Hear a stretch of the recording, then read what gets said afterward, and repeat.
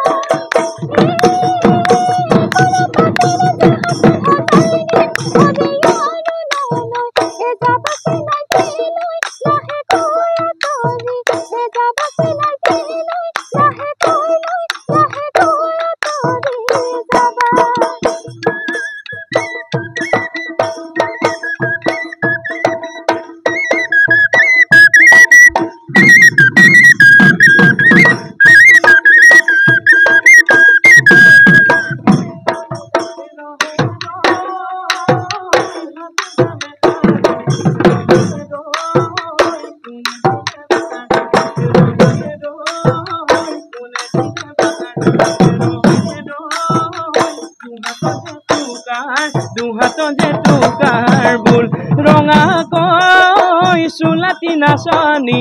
দেহি কোনে চিলাই দিলে দেহি কোনে চিলাই দিলে দেহি দেখিব শুৱনি হ'ল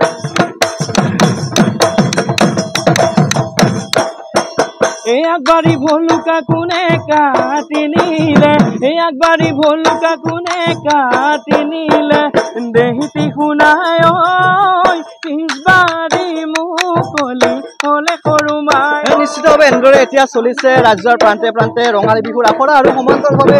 আজি আমি এই মুহূৰ্তত উপস্থিত আছো যি ভাস্কৰ জ্যোতি বিহু হুঁচৰি দলৰ আখৰাত আৰু ভাস্কৰ জ্যোতি বিহু হুঁচৰি দলৰ আচলতে বিভিন্ন প্ৰান্তৰত বিহুৰ অনুষ্ঠান কৰাৰ বাবে এই মুহূৰ্তত তেওঁলোকে শেষ আখৰাত ব্যস্ত হৈ পৰা পৰিলক্ষিত হৈছে আমি কথা পাতিবলৈ যত্ন কৰিম তাৰ পূৰ্বে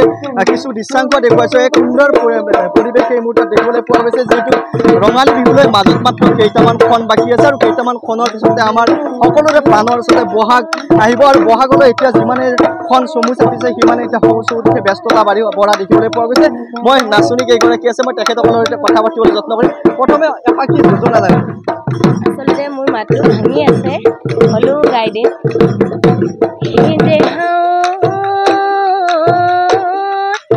বসন্ত আহিলে তুলি বিনালে ঐ গছে বনে হলা লেও আজি বিহু তলি ফুলবে বাজি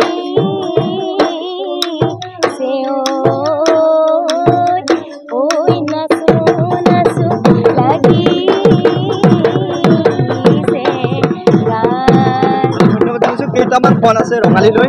আপোনালোকে সেই আখৰাত ব্যস্ত হৈ পৰিছে কি ক'ব কেনেধৰণে প্ৰস্তুতি চলিছে আচলতে আমাৰ এমাহ আগৰ পৰাই বিহুৰ প্ৰেক্টিছ হয় আমি বহুতখিনি কষ্ট কৰিছোঁ আজি ইমানখিনি টাইম পাইছোঁ আৰু পৰহিলৈকে আমাৰ বিহুৱে আছে আমি বহুত ভাল লাগিছে এইখিনি পাইছোঁহি মই আচলতে ইয়াতে